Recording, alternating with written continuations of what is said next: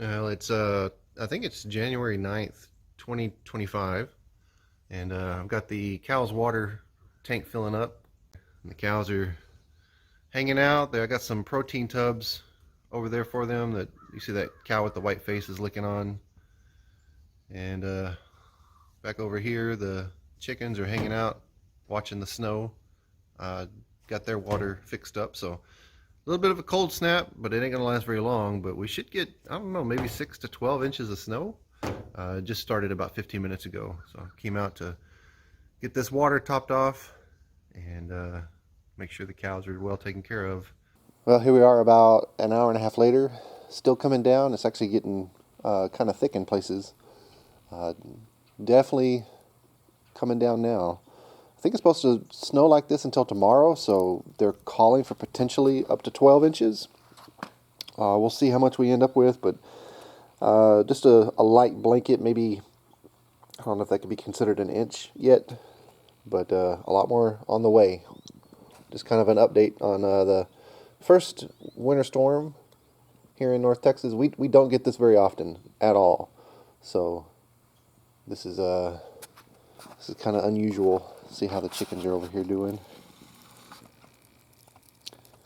Still hanging out under the under their coop, but oddly they prefer to be underneath the coop than inside the coop. Maybe they just like watching the snow.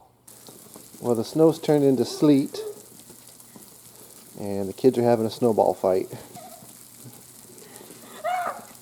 Oh no!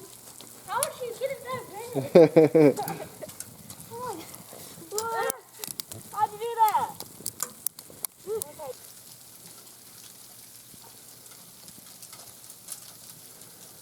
It's a good snowman snow.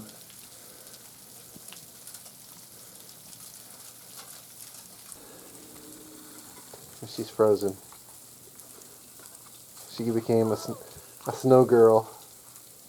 I had to shake the snow off of this plant here.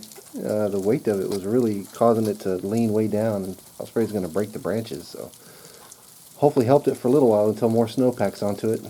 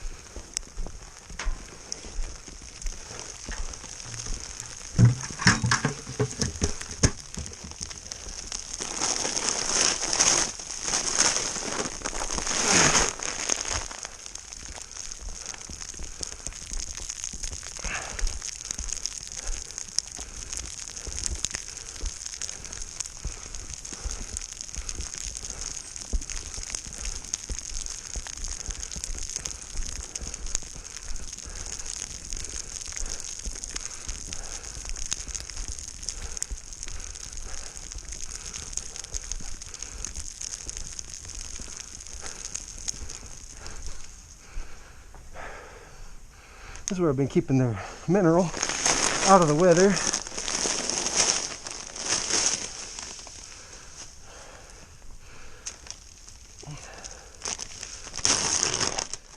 This old barn ain't got much life left in it, but keeps the mineral dry for sure.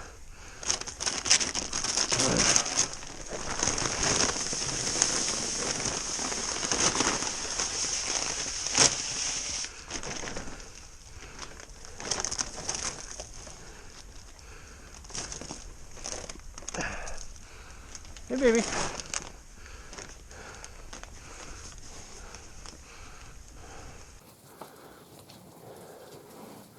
This is where I'd be if I was a cow. Got some mineral, got some cover from the snow.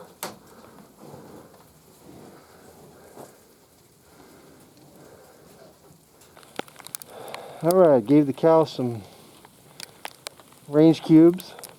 I could have probably swept out their troughs to get the snow out for them, but this way they'll eat a little snow and they won't drink so much of that water that I put out for them. They'll dig in there and get those range cubes, I'm sure of it. So I changed out of the funny looking hat I was wearing earlier. This is a little bit better protection for the face when I'm on the four-wheeler. But just wanted to come out, make sure the cows had enough mineral. They were getting a little bit low. And give them some range cubes to help keep their body producing heat with the extra protein. So still continuing on with this Texas winter storm. The cows have plenty of hay. I put out that bale right there the same time I put out the rest of them, but there's something about that one that they really must have liked. Let's see on this table. I don't know, what's that, about 2.5, 3 inches or so? I think we're supposed to get a lot more.